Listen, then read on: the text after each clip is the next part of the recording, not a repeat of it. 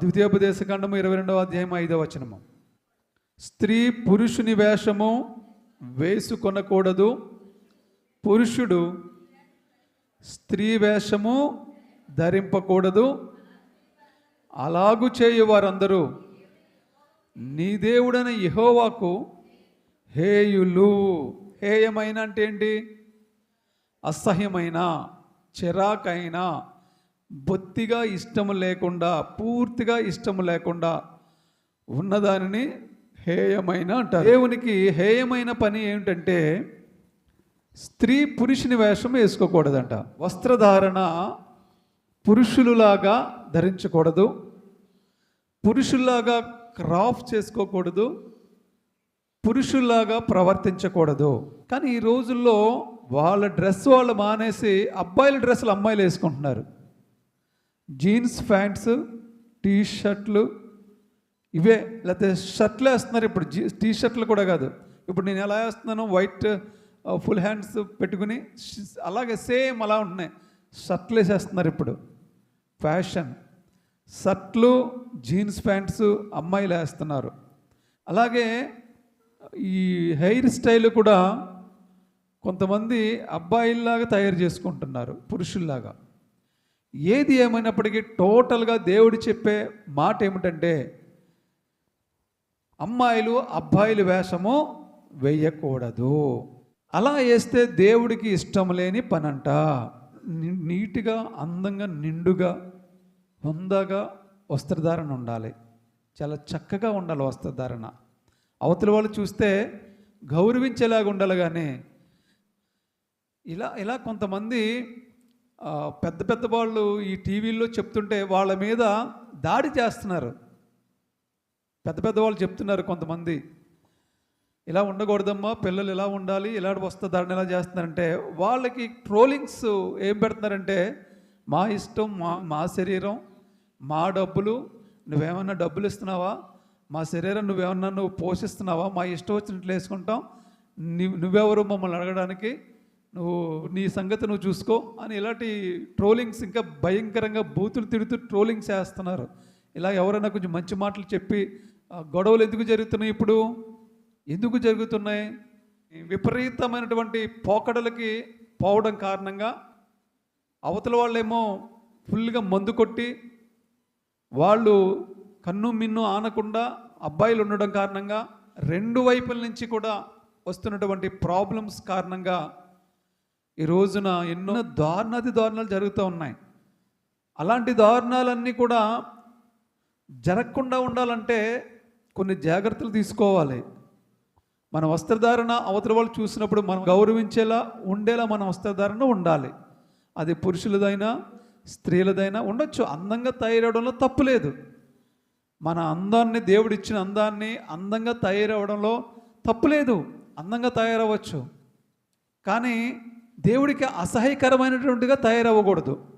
నిండుగా, మెండుగా, హుందాగా, అందంగా, అద్భుతంగా తయారవ్వచ్చు. అందులో ఏమాత్రం కూడా సందేహం లేదు. కానీ వింత పోకడలకు, విరుద్ధమైనటువంటి పోకడలకు ఏమాత్రం కూడా పోకూడదు.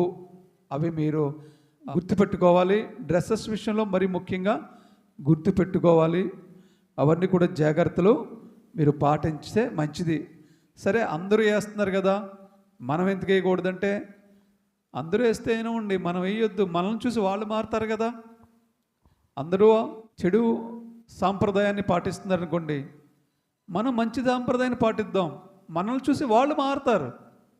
మన అమ్మాయిల్ని మనం మంచిగా వేద్దాం, డ్రెస్ హుందాగా, గౌరవంగా ఉండే డ్రెస్సులు వేద్దాం.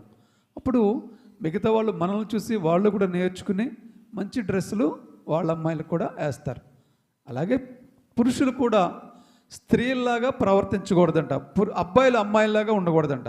కొంతమంది అబ్బాయిలు ఏం చేస్తారంటే అమ్మాయిల్లాగా జడ పెంచుతూ ఉంటారు, హెయిర్ పెంచుతారు, పిలకలు వేస్తున్నారు. ఈ మధ్య పిలకలు, అబ్బాయిలు కూడా వెనకాల పిలకలు వేస్తున్నారు.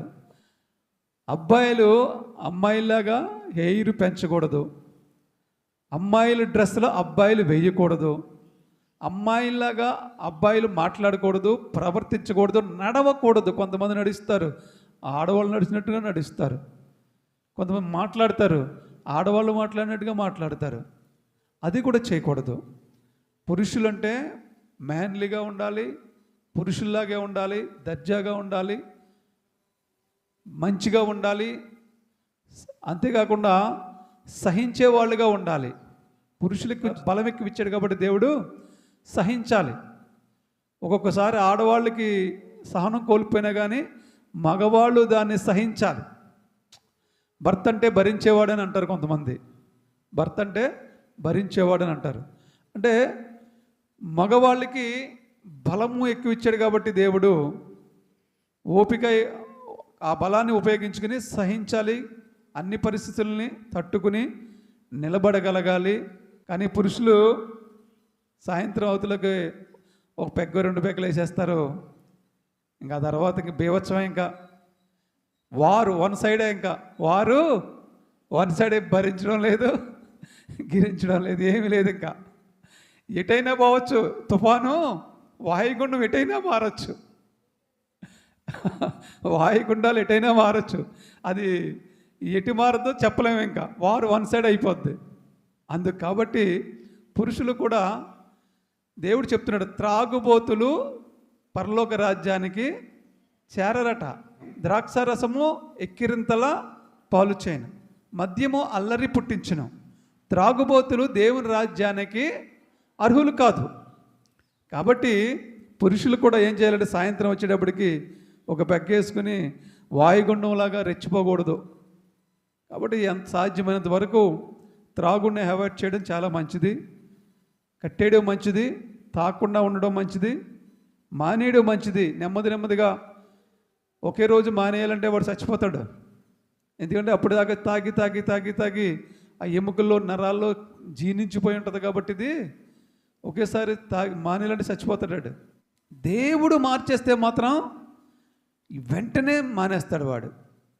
ఈరోజు నేను ఎందుకు చెప్తున్నానంటే ఈ విషయం, దేవుని మీద ఆనుకుంటే నువ్వు చచ్చిపోవు.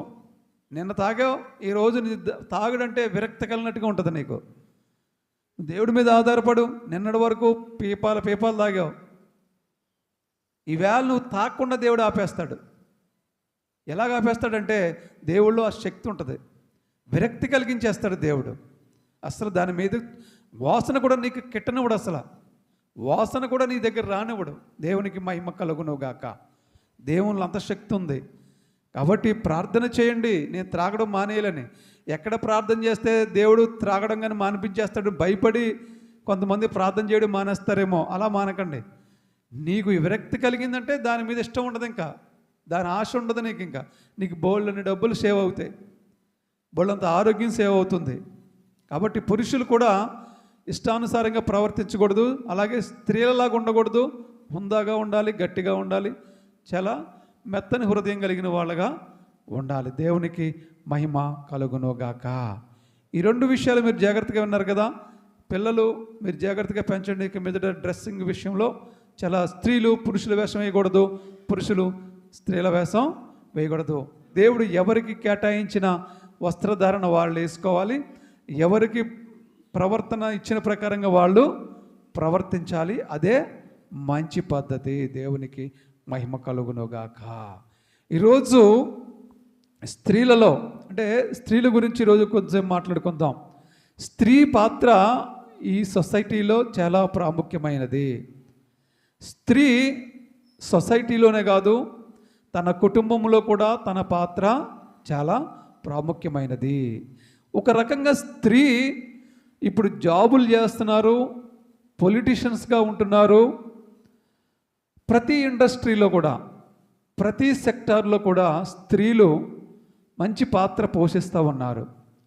నిజానికి పురుషుడు ఉద్యోగం చేస్తే వాడికి అన్నీ చేసి పెట్టాలి స్త్రీ. వాడికి అన్నం పెట్టాలి, క్యారేజ్ పెట్టాలి, బట్టలు ఇవ్వాలి, అన్నీ ఇవ్వాలి. అన్నీ వాడికి రెడీగా పెడితే వాడు ఆఫీస్కి వెళ్తాడు, సాయంత్రం వచ్చేటప్పటికి రెడీగా అన్నీ చేసి పెట్టుంచాలి. అలాగే స్త్రీ కూడా ఉద్యోగం చేస్తుంది. స్త్రీ కూడా ఉద్యోగం చేసినప్పుడు స్త్రీ ఏం చేస్తుందో తెలుసా? భర్తకు అన్నీ చేసి పెడుతుంది, పిల్లలకి అన్నీ చేస్తుంది, పిల్లలకి క్యారేజీలు పెడుతుంది, పిల్లల్ని స్కూల్కి పంపిస్తుంది, భర్తను ఆఫీస్కి పంపిస్తుంది. వెళ్తూ స్కూటీలో తన పిల్లనో పాపనో బాబునో ఎక్కించుకొని స్కూల్ దగ్గర కూడా దింపేసి మరలా తను ఆఫీస్కి వెళ్ళిపోతుంది. అంతేకాకుండా మధ్యాహ్నం మళ్ళా 12:30కి ఈ స్కూల్కి బాబో పాపో వాళ్ళకి ఫోన్ చేసి క్యారేజీ నీకు తింటున్నావా లేదా అని అడుగుతుంది. అంతేకాకుండా భర్తకి మళ్ళీ ఫోన్ చేస్తుంది, మీరు భోజనం చేశారా లేదా, ఎక్కడున్నారు ఏంటి అని అడుగుతుంది. ఎన్ని పనులు చక్కబడుతుంది చూడండి. పురుషుడు అయితే పొద్దున్న లేస్తాడు, వాడు ఎక్సర్సైజ్లో ఏదో చేస్తాడు, పేపర్ చదువుతాడు, వెంటనే ఈ రోపులో అన్నీ రెడీ చేసి పెడుద్ది. రెడీ చేసి పెట్టిన బట్టలు కూడా రెడీ చేసి పెట్టాలి, అన్నీ రెడీ చేసి పెట్టాలి, అక్కడ పెట్టాలి. వెంటనే వాడు అన్నీ చేసుకుని ఏం చేస్తాడండి, ఆఫీస్కి వెళ్ళిపోయి తను ఒక్క పనే చేస్తాడు. మరి ఈ స్త్రీ కూడా ఆఫీస్కి వెళ్తుంది, ఉద్యోగం చేస్తుంది కదా, ఈవిడికి ఎవరు చేసి పెడతారు? ఎవరు చేసి పెట్టరు. ఈవిడే అందరికీ చేసి పెట్టాలి. తిరిగి మళ్ళీ ఈవిడే ఆఫీస్కి వెళ్ళాలి. తిరిగి మళ్ళీ ఇంటికి సాయంత్రం ఆఫీస్ నుంచి ఇంటికి వచ్చేటప్పటికి మళ్ళా పిల్లలకి వీళ్ళేమో అన్నాలు తినరు, కార్టూన్ ఛానల్స్ పెట్టుకుంటారు. వీళ్ళు టీవీలో కార్టూన్ ఛానల్స్ పెట్టుకుని ఒకళ్ళు రిమోట్ల కోసం దెబ్బలాడుకుంటూ ఉంటారు. తల్లి ఇంటికి వస్తలోకి తల్లి ఆఫీస్ నుంచి వచ్చి వాళ్ళని చక్కబెట్టి వాళ్ళని స్నానం చేయించి వాళ్ళకి మళ్ళీ భోజనాలు తినిపించి వాళ్ళని పడుకోబెట్టి అప్పుడు ఈవిడి ఫ్రెష్ అవి ఈవిడి తింటుంది. ఇది పరిస్థితి. అంటే స్త్రీ పాత్ర ఎంత ప్రాముఖ్యమైనదండి. నేను ఇవన్నీ ఎందుకు చెప్తున్నానంటే స్త్రీ పాత్ర సొసైటీలో చాలా ప్రాముఖ్యమైనది. కొంతమంది స్త్రీలు తమ భర్తల్ని మంచి నడవడి వైపు నడిపిస్తారు, కొంతమంది స్త్రీలు తమ భర్తల్ని చెడు వైపుకి నడిపిస్తూ ఉంటారు. ఇప్పుడు ఉదాహరణకి బైబిల్ గ్రంథంలో పిలాతు భార్య ఉంది. పిలాతు భార్య తన భర్తని ఎక్కడికి నడిపించింది? మంచి మార్గంలోనికి నడిపించింది. తన భర్త యేసు ప్రభువుకి సిలువ వేయకుండా, శిక్ష వేయకుండా తప్పించింది తన భర్తను. ఆ పాపంలోనికి పడిపోకుండా, పాపంలోనే మగ్గిపోకుండా ఉండడానికి తన భర్తను చెడు మార్గం వైపుకి వెళ్లకుండా రక్షించి కాపాడుకోగలిగింది. తన భార్య చెప్పిన మాట కూడా ఆ భర్త విన్నాడు కాబట్టే ఇద్దరు అండర్స్టాండింగ్తో ఉన్నారు కాబట్టి ఒక మంచి అక్కడ చేయడానికి, ప్రమాదంలో పడిపోకుండా తప్పించబడ్డానికి ఆ పిలాతుకి ఉపయోగపడింది. దేవునికి మహిమ కలుగును గాక. ఇలాంటి స్త్రీలు సమాజంలో చాలామంది ఉన్నారు. అలాగే ఇప్పుడు బైబిల్ గ్రంథంలో మనం చూసినట్లయితే ఒక ఆవిడ జ్ఞానం కోసం వెతుకుతూ వచ్చింది. ఇద్దరు వ్యక్తులు ఉన్నారు, ఇద్దరు కూడా జ్ఞానం కోసమే తాపత్రయపడుతున్నారు. బహుశా మీకు ఇద్దరికి ఆ ఇద్దరు ఎవరో మీకు పాటికి అర్థమయ్యే ఉంటుంది. ఇద్దరు వ్యక్తులు ఉన్నారు. ఎవరండి? ఓకే, ఎవరు జ్ఞానాన్ని కోరుకున్నాడు? చెప్పాలి, అందరూ కూడా గట్టిగా చెప్పాలి. దేవుడు నీకు ఏం వరం కావాలని అడిగితే ఏం కోరుకున్నాడు? ఎవరు అతను? సొలొమోను. ఇప్పుడు ఇంకొక ఆమె ఉంది. జ్ఞానం కోసం, జ్ఞానాన్ని వెతకడం కోసం భూమి అంతముల నుండి ఎక్కడి నుండో కొన్ని 100 కోట్లు ఖర్చు పెట్టుకుని సొలొమోను దగ్గరికి వచ్చింది జ్ఞానం కోసం. ఎవరు ఆవిడ? షెబా దేశపు రాణి. ఆమె ఒక దేశానికి రాణి. సొలొమోను దగ్గర జ్ఞానం ఉన్నదని విన్నది. సొలొమోను దగ్గర పట్టజాలనంత జ్ఞానయుక్తమైన మాటలున్నవని విన్నది.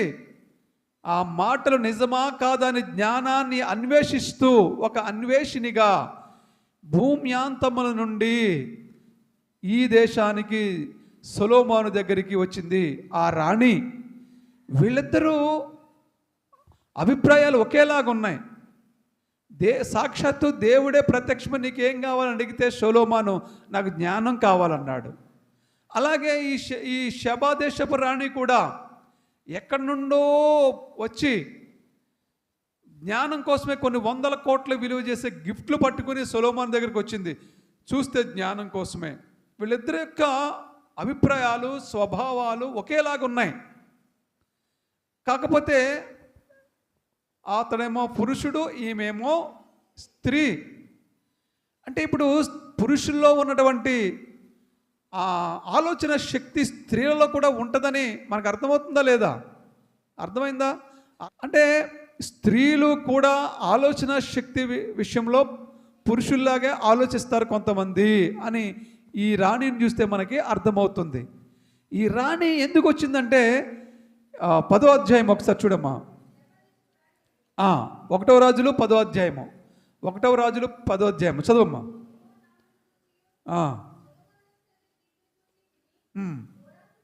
9వ వచనం చూడమ్మా. నీ యందు ఆనందించి నిన్ను ఇశ్రాయేలు మీద రాజుగా నియమించిన నీ దేవుడని యెహోవాకు స్తోత్రములు కలుగునుగాక. యెహోవా ఇశ్రాయేలీయులందు శాశ్వత ప్రేమ ఉంచెను గనుక నీతి న్యాయములను అనుసరించి రాజకార్యములను జరిగించుటకు ఆయన నిన్ను నియమించెను అనెను. దేవునికి స్తోత్రం. హల్లెలూయా. ఈ షేబా దేశపు రాణి ఈ సొలొమోను దగ్గరికి వచ్చింది. ఎందుకు వచ్చిందంటే అతని దగ్గర నిజంగా అంత జ్ఞానం ఉందా లేదా అంటే కొంతమందికి బంగారం అంటే పిచ్చి, అవునా? కొంతమందికి వస్త్రాలంటే పిచ్చి, కొంతమందికి డబ్బులంటే పిచ్చి, కొంతమందికి ఇంకోటంటే ఏదో పిచ్చి, కొంతమందికి ఇంకోటంటే ఏదో పిచ్చి. ఈవిడికి సొలొమోను గారికి ఏంటి పిచ్చి? జ్ఞానం అంటే పిచ్చి వీళ్ళకే. అందుకని ఈ రాణి కూడా నిజంగా సొలొమోను దగ్గర ఈ జ్ఞానం ఉందో లేదో అని తెలుసుకుంటాకి అంటే ఈ జ్ఞానాన్ని వెతకడం కోసం పనుగట్టికి శోధించాలి ఈయన్ని. ఆవిడ కూడా జ్ఞానవంతురాలు అన్నమాట. ఇప్పుడు సమబుద్ధి ఉంటే తప్ప ఓడించలేరు కదా. నిన్ను ఓడించాలి మాటలతో అంటే ఆ మాటలు నాకు కూడా తెలిసి ఉండాలి. ఈ బైబిల్లో ఉన్న గ్రంథంలో నేను ఓడించాలంటే ఈ బైబిల్ అంతా నాకు తెలిసి ఉండాలి. నీకు బైబిల్ తెలియదు అనుకో, నాకు బైబిల్ తెలుసు అనుకో, నువ్వు నన్ను ఏం ప్రశ్నలు వేయగలవు? నువ్వు వేయలేవు. నువ్వు నన్ను ప్రశ్నలు వేయాలంటే నువ్వు కూడా బైబిల్ చదువుకొని రావాలి. అలా బైబిల్ చదువుకున్న వాళ్ళు, దేవుడు నమ్ముకున్న వాళ్ళు కూడా ఉన్నారు. బైబిల్లో తప్పులు పడదామని బైబిల్ చదవడం మొదలెట్టి వాళ్ళే క్రైస్తవులుగా మారిన వాళ్ళు కూడా ఉన్నారు. దేవునికి మహిమ కలుగునుగాక. ఇప్పుడు ఈ రాణి వచ్చింది, అతన్ని పరీక్షించింది, జ్ఞానాన్ని పరీక్షించింది. అంటే ఆవిడికి జ్ఞానం అంటే ఎంత ఇష్టమో చూడండి. జ్ఞానం అంటే ఎంత గొప్ప చూడండి. అసలు జ్ఞానం అంటే బైబిల్ గ్రంథంలో జ్ఞానం గురించి ఏం రాయబడిందో ఒకసారి చూద్దాం. ఎందుకు ఆవిడికి జ్ఞానం అంటే అంత పిచ్చో ఒకసారి చూద్దాం. సామెతల గ్రంథము. ఈ విషయాలు మీరు తెలుసుకుంటే మీకు కూడా జ్ఞానం అంటే ఏటో, మీకు కూడా జ్ఞానం అంటే పిచ్చి పట్టుకుంటుంది అనమాట. డబ్బు పిచ్చి, బంగారం పిచ్చిలాగా జ్ఞానం పిచ్చి కూడా పట్టుకుంటుంది. ఇప్పుడు ఈ సామెతల గ్రంథంలో ఉన్న ఈ మాటలు మీరు వింటే మీకు కూడా జ్ఞానం పిచ్చి పట్టుకుంటుంది. ఒకసారి వినండి. సామెతల గ్రంథము 8వ అధ్యాయము 17వ వచనం. ఇగో జ్ఞానం అంటుంది, వినండి జాగ్రత్తగా. జ్ఞానం అంటుంది, నన్ను ప్రేమించిన వారిని నేను ప్రేమించుచున్నాను. నన్ను జాగ్రత్తగా వెతికిన వారు నన్ను కనుగొందురు. ఐశ్వర్య ఘనతలను, స్థిరమైన కలిమియు నీతియు నా యొద్ద ఉన్నవి. దేవునికి మహిమ కలుగునుగాక. ఈ జ్ఞానం అంటే ఎందుకు పిచ్చంటే, ఆ జ్ఞానం దగ్గర ఏమున్నాయి అంటండి? ఐశ్వర్యం ఉందంట, ఘనత ఉందంట, స్థిరమైన కలిమి. అంటే కలిమి అంటే ఆస్తిపాస్తులు, ఐశ్వర్యం స్థిరంగా ఉంటుందంట. అంటే వెళ్ళిపోవడం కాదు, వస్తుంది వచ్చి వెళ్ళిపోవడం కాదు. కొంతమంది ఒక్కొక్కసారి అపర కోటీశ్వర్లు అయిపోతారు, కొంతకాలానికి వాళ్ళు జీరోకి వచ్చేస్తారు. రిలయన్స్ అంబానీకి 2 కొడుకులు, ముఖేష్ అంబానీ, అనిల్ అంబానీ, 2 కొడుకులకి కూడా తల్లి ఆస్తులు ఇద్దరికి సమానంగా పంచిచ్చింది. పెద్దవాడు ముఖేష్ అంబానీ సుమారుగా ఇప్పుడు 7-8 లక్షల కోట్లు దాన్ని పెంచాడు. దాన్ని చిన్నవాడు దాన్ని జీరోకి వచ్చేసాడు. ఇప్పుడు వాళ్ళ అబ్బాయిలు మళ్ళీ టేకప్ చేసి కొంచెం లేవనెత్తున్నారంటే ఇప్పుడిప్పుడే. కానీ ముఖేష్ అంబానీ కొన్ని లక్షల కోట్లు పెంచేశాడు. అంటే ఆస్తి లేకపోతే డబ్బు, ధనము ఒక్కొక్కసారి వస్తుంది, ఒక్కొక్కసారి పోతుంది. అదే మన జ్ఞానం అనే పిచ్చి పట్టుకుందాం మనకి. అది ఏమవుతుందంటే అది ఆ జ్ఞానం మనకు కావాలని కోరుకుంటే ఏముంటుందట, మనకు ఆ సంపద కూడా స్థిరంగా మన దగ్గర ఉండిపోద్దంట. స్థిరంగా ఉండిపోద్దంట. జ్ఞానంలో అంత గొప్పతనం ఉంది. జ్ఞానం దగ్గర ఏముందంటే కలిమి ఉందంట, నీతి ఉందంట, ఐశ్వర్యం ఉందంట, ఘనత ఉందంట. ఇవన్నీ కూడా జ్ఞానం దగ్గరే ఉన్నాయంట. జ్ఞానం అంటుంది, నన్ను ప్రేమించిన వారిని నేను ప్రేమిస్తాను. నన్ను జాగ్రత్తగా వెతుకు వారికి నన్ను కనుగొందురు. మీకు కూడా అనిపిస్తుందా జ్ఞానం ఉంటే బాగుండు? ఎందుకంటే జ్ఞానం ఉంటే నాకు అన్నీ ఉంటాయి అంటే అప్పుడు జ్ఞానం అంటుంది మీరు నన్ను ప్రేమించండి, నేను మిమ్మల్ని ప్రేమిస్తాను అంటుంది జ్ఞానం. మరి ఇప్పుడు మనం జ్ఞానాన్ని ప్రేమించాలి. ఇప్పుడు జ్ఞానాన్ని ప్రేమించాలంటే జ్ఞానాన్ని మనం కనుక్కోవాలి. ముందు జ్ఞానం ఎక్కడుంది దాన్ని ప్రేమించాలంటే?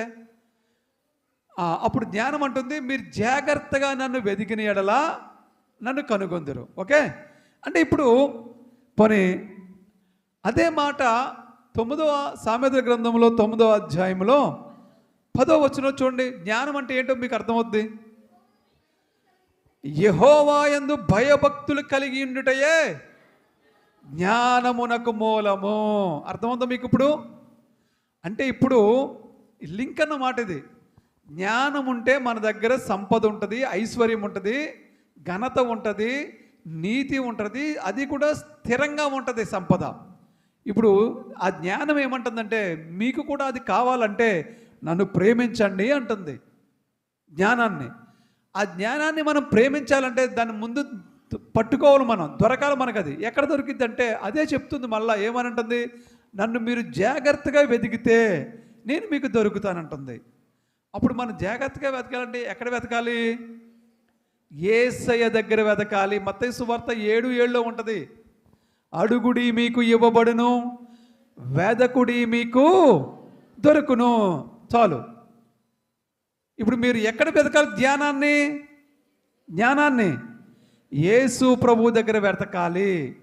ఆ వెతకడం ఎలా అంటే యేసు ప్రభు యందు భయభక్తులు కలిగి వెతకాలంట. అంటే ఇక్కడ రాయబడింది కదా, యెహోవా యందలి భయభక్తులు కలిగి ఉండుటయే జ్ఞానమునకు మూలము. దేవునికి స్తోత్రం, హల్లెలూయా. కాబట్టి మీరు ఇక మీదట ఏం చేస్తారంటే సొలొమోన్లాగా, శబాదేశపు రాణిలాగా జ్ఞానాన్ని వెతకండి. జ్ఞానం వెతకాలంటే దేవుని యందు భయభక్తులు కలిగి ఉండండి. అప్పుడు దేవుడు అన్నీ ఇస్తాడు, అన్ని సర్వసంపదలు మనకి ఇస్తాడు. ఇప్పుడు ఫస్ట్ ఏం చెప్పాను మీకు? స్త్రీ పురుషుని వేషము వేసుకోకూడదు, పురుషుడు స్త్రీ వేషము వేసుకోకూడదు. భర్త భార్యలు ఒక అండర్స్టాండింగ్తోనూ, భార్యలు భర్తల్ని మంచి మార్గంలో నడిపించే విధంగా, పిలాతు భార్యలాగా తన భర్తను మంచి మార్గంలో నడిపించండి. ఓకే, మీ భర్తలను మీరు మంచి మార్గంలో నడిపించండి పిలాతు భార్యలాగా. ఒకవేళ వాళ్ళు త్రాగుతుంటే ప్రార్థనలు చేయండి. దేవుడు ఒక్క రోజులో మానిపించేస్తాడు, నో డౌట్. ఒక్క రోజులో మానిపించేస్తాడు, అందులో ఏమాత్రం కూడా డౌట్ లేదు. మీరు ప్రార్థన చేయండి, బలంగా ప్రార్థన చేయండి, తప్పకుండా దేవుడు కార్యం చేస్తాడు. జ్ఞానాన్ని వెతుకుతూ జ్ఞానం కోసం పాటుపడండి. ఆ జ్ఞానం ఎక్కడ దొరికిద్దంటే యేసు ప్రభు దగ్గర దొరికిద్ది. ఆయన యందు మీరు భయభక్తులు కలిగి ఉంటే ఆ జ్ఞానం మనకు దొరికిద్ది. దేవుడి మాటలను దీవించి ఆశీర్వదించునుగాక. ఆమేన్. మహాపరిశుద్ధుడైన తండ్రి, లోకరక్షకుడైన యేసుక్రీస్తు ప్రభా, ఈరోజు విన్న వాక్యాన్ని మీ బిడ్డలు వాళ్ళ హృదయంలో భద్రపరచుకుని నీరు కట్టి ఫలింపజేసే వాక్యానుసారంగా నడుచుకునే భాగ్యం